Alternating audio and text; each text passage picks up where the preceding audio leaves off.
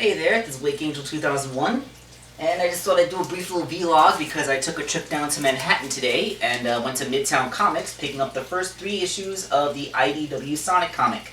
So I finally have physical issues of all 3. I'd read the first 2 online, but now this is my first time reading this one.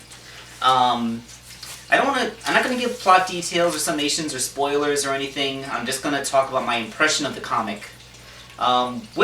Okay, just to get the tension out of the way, it's a good first impression. I like this comic. It works. I think it's pretty interesting how it directly comes off the end of Sonic Forces.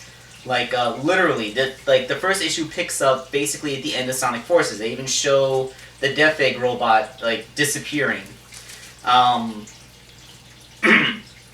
then each of these first 3 issues introduces another one of Sonic's friends.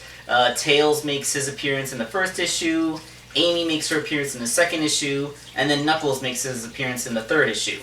And as you can see by the cover, this is also where we get the new bad guys of the series. A couple of skunks named Rough and Tumble. Is that what they are? Yeah, Rough and Tumble. Or as I like to call it, skunk versions of Jet and Storm, because they kind of look a lot like Jet and Storm.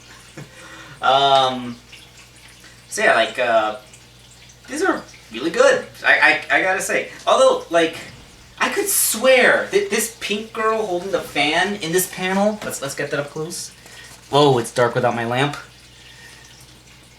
This pink girl, right there, I swear, I saw someone's fan character that looked exactly like that. Like, it could be a coincidence because there's so many hundreds of thousands of fan characters out there that, you know, there's just literally only so many ways you can style their hair, but, like, I really feel like I've seen that character somewhere before. And it also kind of makes me upset that there aren't a lot of hairstyles available in Sonic Forces. Yeah, like, I can make a 3-hour video just critiquing the limitations of the character customizer from Sonic Forces. But still, it was pretty bold of them to take the comic from the end of Sonic Forces and continue that story, because we all know how divisive Sonic Forces actually was to the community. I mean, I loved it, but I know a lot of other people went in totally waiting to hate it, and a lot of them did hate it. For varying reasons, none of which I really agree with.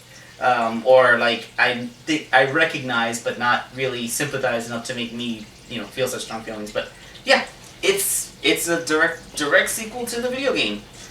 Maybe this means that that classic Sonic will be making appearances later on. Maybe they'll even have the Avatar character. I'm guessing they'll probably go with the red dog form that was in the promotional material, because I don't think they want to play favorites by making a specific person's avatar character, because then it'll be like, hey, this guy made the real avatar, you know? And then the next issue that's coming out, they have a preview going. It's gonna be the one that introduces Tangle and Blaze. It's kind of funny because I made the Tangle figure from a Blaze, so we're finally gonna get to find out what Tangle's deal is. That is, unless someone read ahead and got spoilers or something. I didn't get spoilers. But yeah, Blaze was one thing that I really felt was missing from Sonic Forces. So the fact that she's making an appearance in the comics so early on, that is a huge relief. Because I really feel like I was really afraid that she was gonna be kind of lost in the shuffle. But yeah, we're gonna get Blaze, and she's gonna be introduced with Tangle. That's, you know, I'm speculating that if Blaze and Tangle are introduced to us as a pair, then Tangle might have a complementary personality to Blaze. As we all know, Blaze is kind of reserved and quiet, with a burning intensity underneath. That leads me to think that that Tangle is probably going to be a more outgoing character, you know, more of an extrovert, like sort of a Pinkie Pie to Blaze's Maud. If any of you are bronies out there, you probably got that reference. But yeah, I cannot wait. I really want to see. So yeah, my impression of the comic, it's like I said, it's straight up, we're taking the video game and we're just continuing telling that story. Does this mean that future games are going to tie in with the comic book so that future sequels will actually have references from the comic book? I can see positive and negative aspects to that. Creating a connected universe for fans could make everything more story driven, but at the same time, it would mean like to get what's going on in one media, you would have to have collected another media. And there's not a lot of people that do that. Not everybody is that. That would really only appear to super fans that follow the thing on all platforms. So most fans only follow the thing on one platform. Like, for example, I watch the Transformers cartoons, but I don't read the Transformers comics. I mean, at least I haven't read a lot of them. So, like, if the cartoons suddenly came out with a major plot point that you would have to have read the comic book in order to get, then it would be lost on me. You understand? So I think it, like, starting off from Sonic Forces is good, but like if they make, like, I can see there being strong points for hardcore fans, but also weak points for growing the brand. And I think as far as marketing is concerned, you always want to grow your brand, because we hardcore fans are always going to be there for you. But you know, you need more than just us. So yeah. There'll probably just be mentions and Easter eggs and stuff like that. You know, like something to reward us hardcores while the casuals won't get lost. I think I might have a bug coming on. Yeah, I've noticed I've had this raspy cough all day. So yeah, these first 3 issues, they assume that you're already familiar with everything. Like, I remember one of the major flaws of the Archie Sonic comic, especially the short-lived Sonic Boom comic, was every time the character was introduced, they'd have like a little caption underneath them with their name and a basic summation of their role. And you don't need that in every single issue, because like by the end of the comic, the Archie comic had been running for 24 years, so you know, we really didn't need to be reminded who was what, you know? So this comic, they just outright assume you're familiar with the world. Like this is Tails. He and Sonic are really close friends, almost brothers to each other. Here's Amy. She has a massive crush on him. She's playing it, but she's playing it a little bit more aloof. Not quite the whole, I don't really have feelings for him, a level that the Sonic Boom version of Amy had. But like, I like him, but I'm not going to try and smother him. Anyone who remembers older Sonic games like Sonic Battle or Sonic Heroes knows just how crazy Amy actually got at some points. Like, I'm never going to let go of the fact that she had a diagnosable case of anorexia nervosa in Sonic Battle.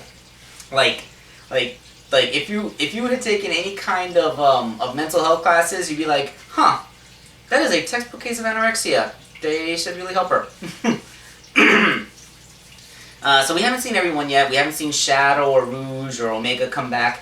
I'd like to see the random townsfolk react to Omega, because the basic idea is that although Eggman has disappeared after the game, his army, which was quite vast, is still wandering around, and they still cause trouble. So they're on cleanup, but recently something has been coordinating the Badniks, which they know it's not Eggman, because Eggman would... When Eggman attacks you, you know he attacks you. Your roof is torn open. No more than 5 robots come down around you. He comes floating in on a hovercraft, laughing maniacally, you know? He's not going to play the discreet role, is what I'm saying. Although there is somebody sitting in a big old chair, claw style, that we can't really see. You know what would be the most hilarious, awesome, random thing that could be in that chair? If it was Agatha. If somebody if this creative team actually decided that Agatha was a worthwhile thing to pursue and made her the person sitting in that big chair, that would be hilarious. I know it's probably not going to happen because like this is a fan creation and there would be all kinds of rights issues, but one can dream, right?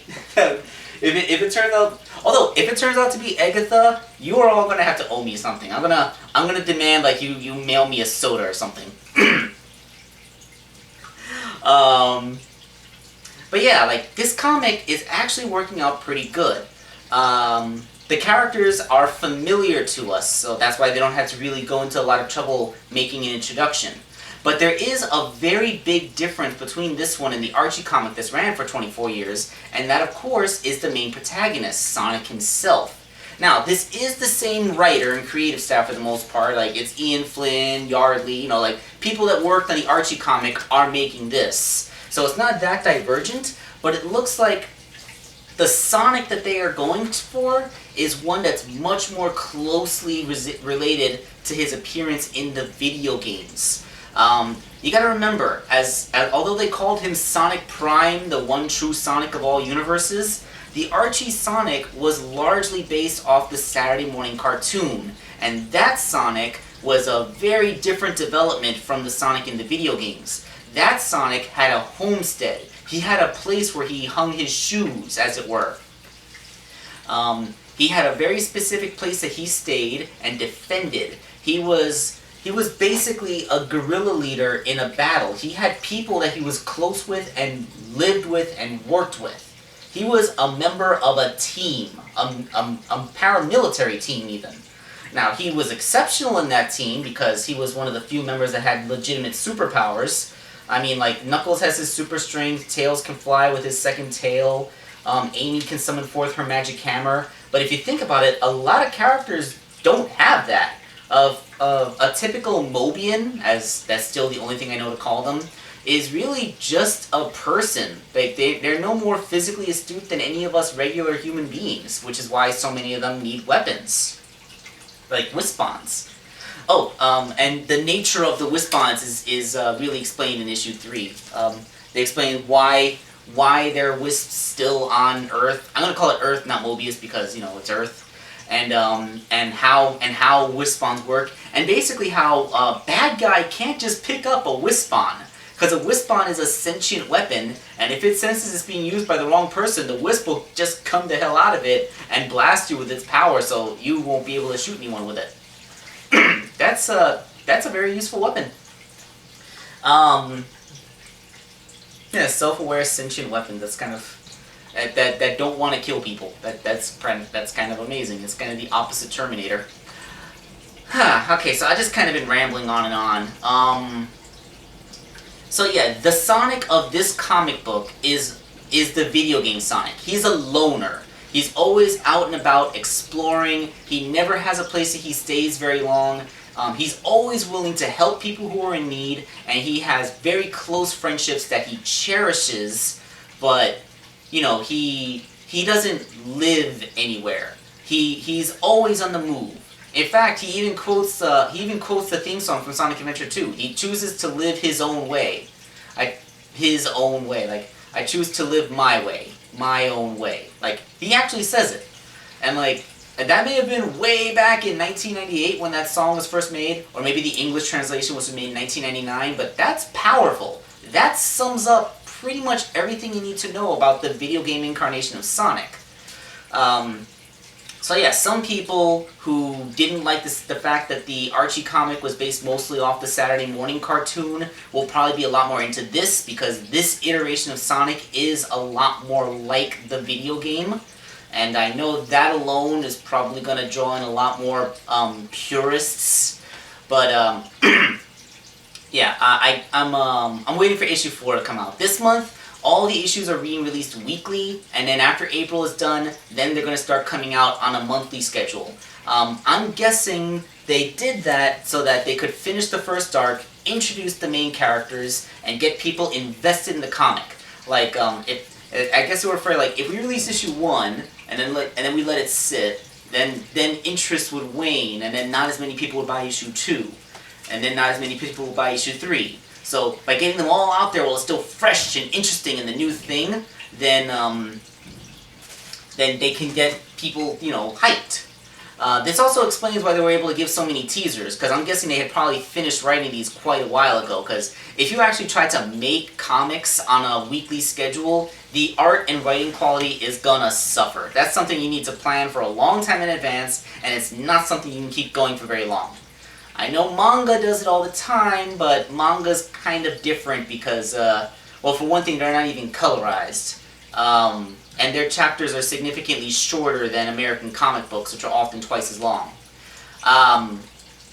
But still, I love manga. Like, don't say that I'm hating on manga, because I love it. I think it's awesome. I have a subscription to Shonen Jump that I've had for like, since I was back in high school. So don't accuse me of not liking manga. So yeah, that's everything I have to say about it for now. It's really good. I would recommend anybody to try and get these issues for themselves if you have a comic book store near you.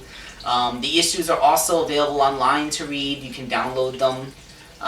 Digital downloads are significantly cheaper, of course. I think the digital copies have some kind of Skylanders comic they're trying to pitch in the back as well. I'm not sure if it's an ad or a legit comic, but just be prepared for that, because those Skylanders comics are not in the physical comics. But yeah, I would recommend this. It's good. Read it. I love it. It's only been 3 issues and I already love it.